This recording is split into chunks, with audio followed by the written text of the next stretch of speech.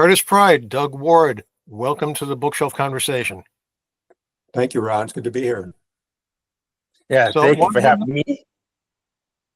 The title of the book is I Felt the Cheers. Now, I often hear announcers at games saying the crowd gets so raucous that you can feel the stadium rocking, you know, between the stamping of the feet and the cheering. So, Curtis, you made your debut at the Montreal Expos, which has kind of been a feature of the last couple of weeks for the guests I've had on. Please describe that moment for you when you felt the cheers. Yeah, I mean, it was an incredible moment. I mean, I get that 2-1 double, and then there was second base, and it happened during the pennant race against the Phillies, and the fans was just so into it, and I thought they were just happy because of the situation that we were just coming back because we were down by 3-1, and that just brought home 2-1. And my third baseman called me over. My third base coach called me over and told me to tip my helmet. So I acknowledged the crowd, and everybody just went crazy. And I just felt the vibration. It was just so loud and thunderous, and it was just an incredible feeling, very emotional. A lot of times these days when a player makes his pro debut on television, his parents are in the stands. Was your family there for that game? Now, my parents were at home when I got my first hit, but they did watch it on TV, though. They were very excited for me. But my best friend I grew up with, was actually at the game. So what was I mean, you spent several years in the minors. It obviously took a while to get your major league career going. What was it like? It was tough. I mean, I spent 8 long years at the minor leagues before I got called up.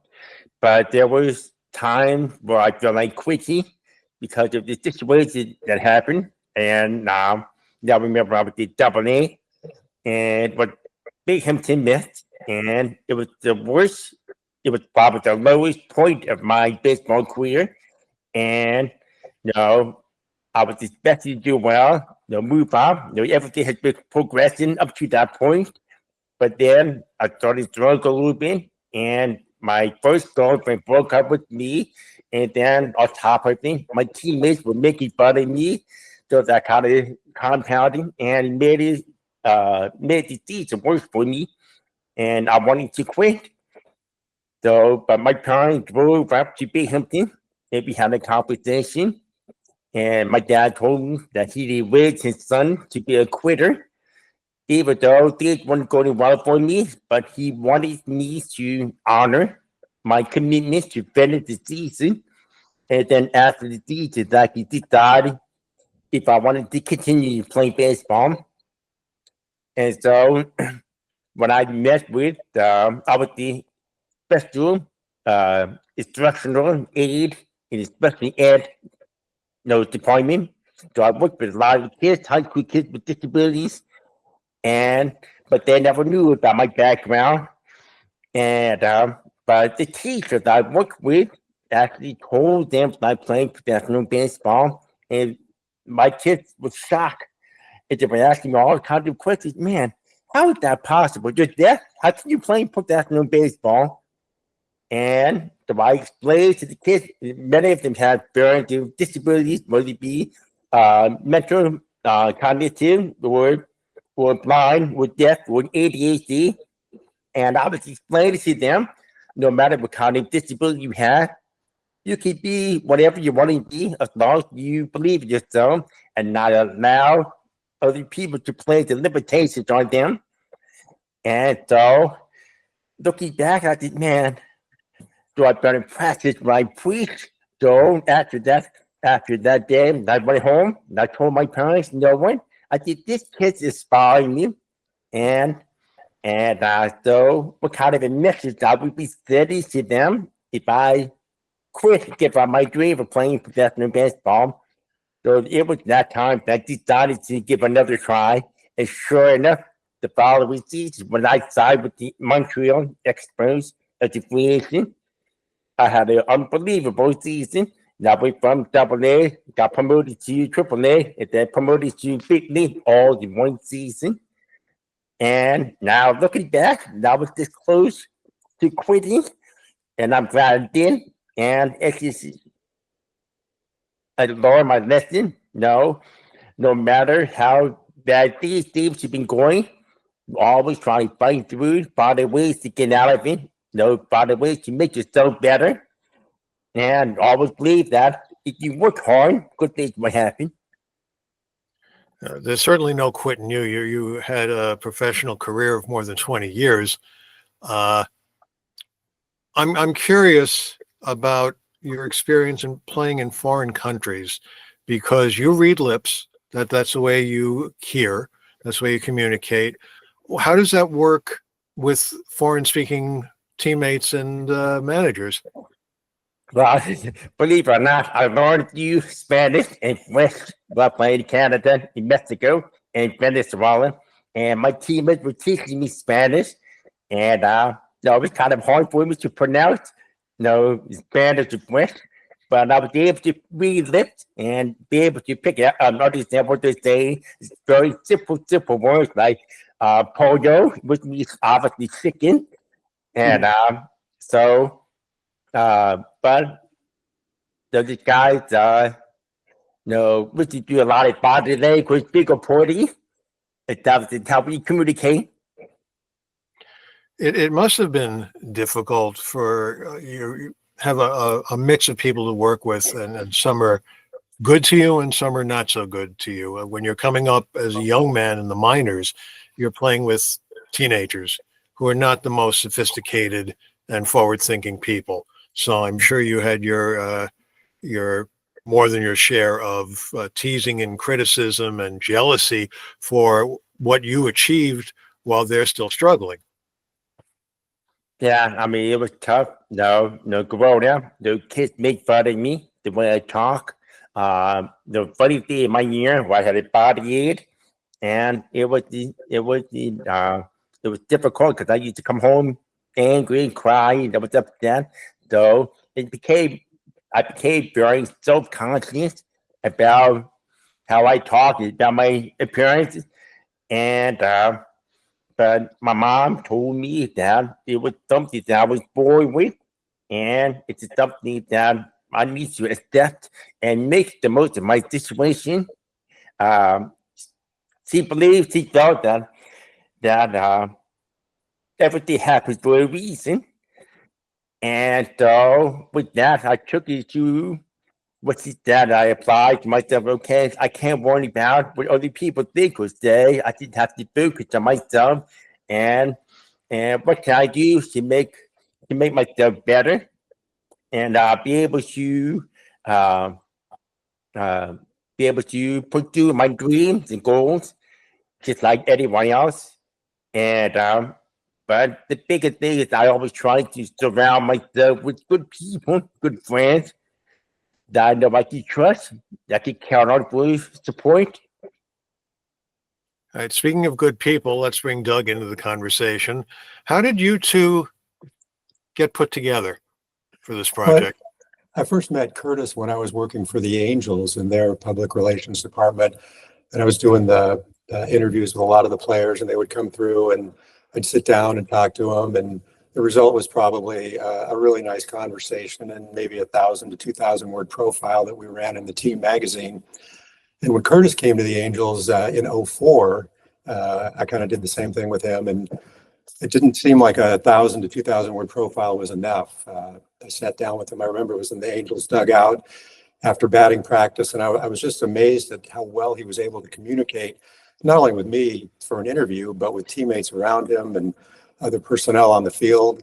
And I was just amazed, and I wanted to know more how that was possible. And that's kind of what sparked my interest. I was curious, but I was really inspired. There were so many players there that came through and had more natural gifts that didn't accomplish quite as much. And I wanted to know how it all happened. And Curtis mentioned earlier about how he had good people around him. he was kind enough to bring me into his world on this project, and I spent a lot of time with his parents in Silver Spring, Maryland. That explained a lot. They put their family first, and it seemed like wherever Curtis went, there was somebody that appreciated his skills and gave him an opportunity, and he always took advantage of that opportunity. Whether it was a manager in the minors, in addition to family members. It was kind of interesting to me. Whenever I mentioned I was working on this project and I mentioned Curtis's name, it was almost like a golden ticket that opened the door, and people would light up and invite me in and spend as much time as I needed. I remember Jim Tracy, who was a manager of Curtis's in the minor leagues and had great success in the big leagues, spoke to Curtis almost as if he was a second son, and gave me all the time I needed. And so did Mike Scioscia with the Angels, and Cal Ripken was very prominent in Curtis's development. And Derek Jeter spent time with me in the Yankees clubhouse at Anaheim Stadium one afternoon. But everybody seemed to respect Curtis and knew that he was there on merit. And when he got the opportunity, he took advantage of it. And in terms of the book, it was also helpful that Curtis would go to the dark side. He would tell me it wasn't always great. And there were times, he just talked about the story, he thought he was going to quit. And fortunately, he didn't.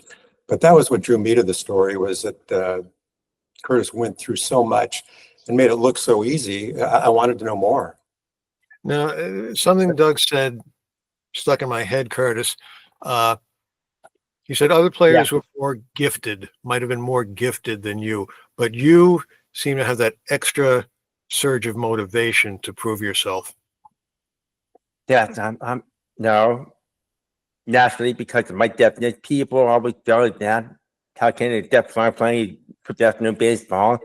And so I had to work hard, and I had to put in the extra time. I had to show, the general manager, the front office, coaches, scouts, that the important thing they need to do was to look at my ability, not my disability. Look at what I'm capable of doing on the field and how I can help the team.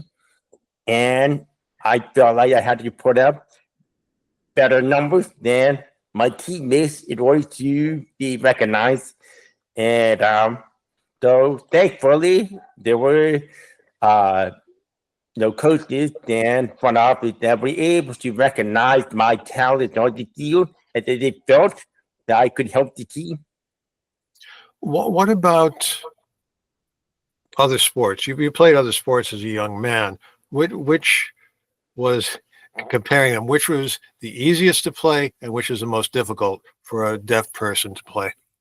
Well, I would say soccer was the easiest sport for me to play. I mean, soccer has always been my best sport, believe it or not. I mean, I was so much better at soccer than I was in baseball and basketball. And it's that I was named one of the top 15 soccer players in the world coming out of Robert high school. And by basketball, which is also one of my passions, because I play college basketball. I've always wanted to play college basketball.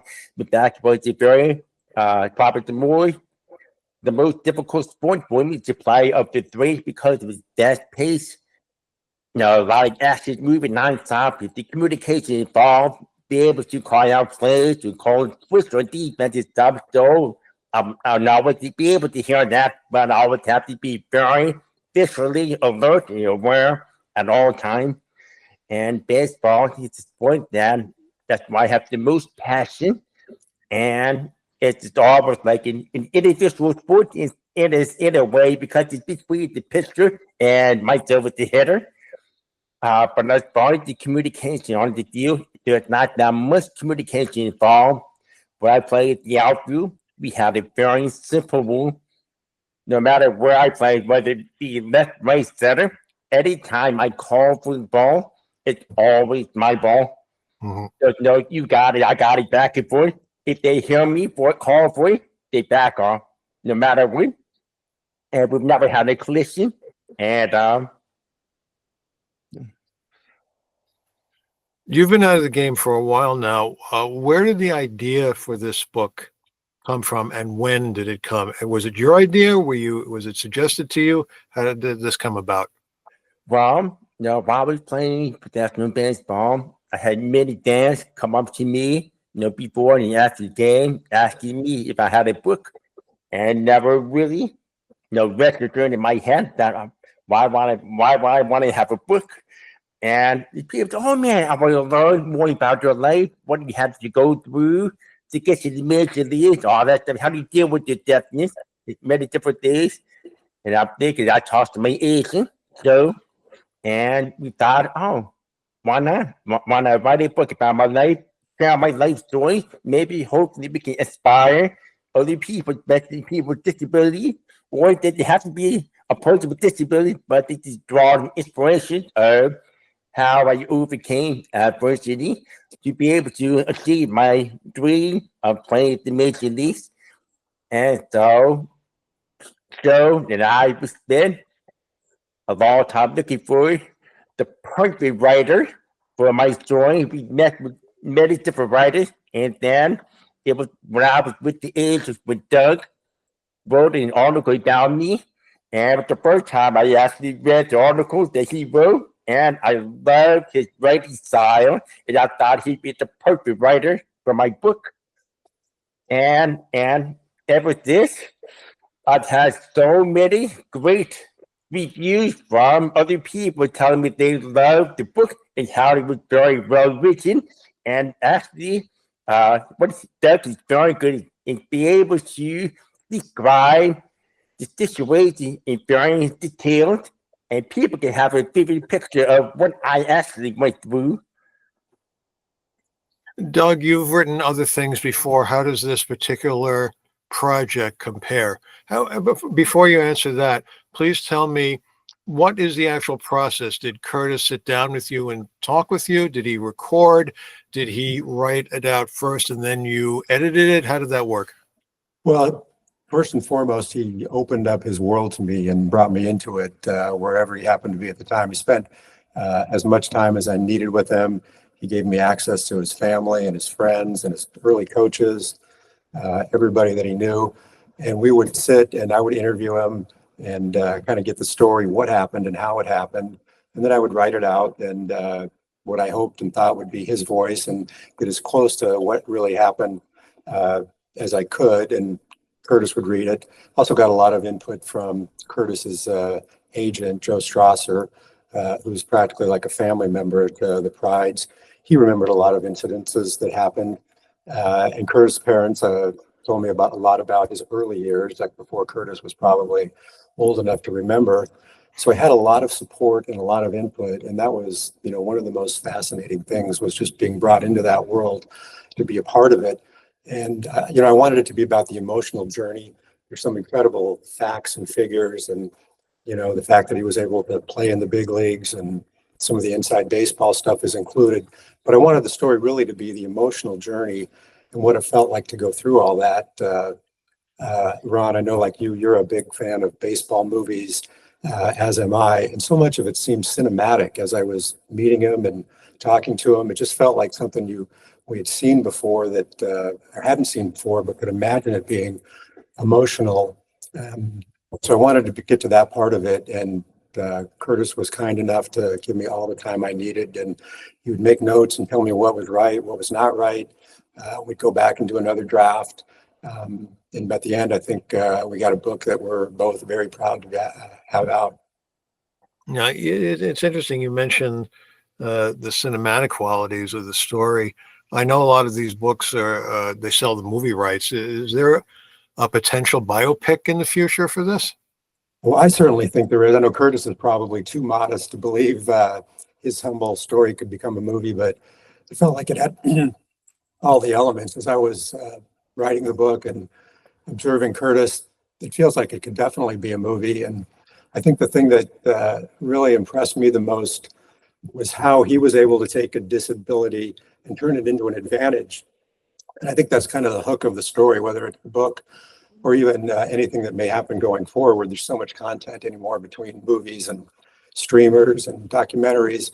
But, Curtis took a disability, what was perceived to be disability, and turned it into sort of a secret weapon that propelled him all the way to the big leagues. And that was quite remarkable to me. I think that's what I learned along the way.